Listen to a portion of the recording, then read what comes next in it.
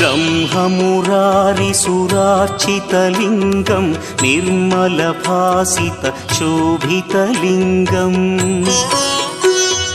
जन्मजदुःखविनाशकलिङ्गं तत्प्रणमामि सदा शिवलिङ्गम्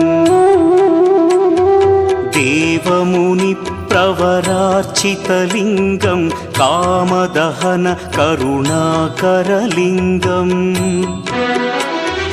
रावणदर्पविनाशकलिङ्गं तत्प्रणमामि सदा शिवलिङ्गम्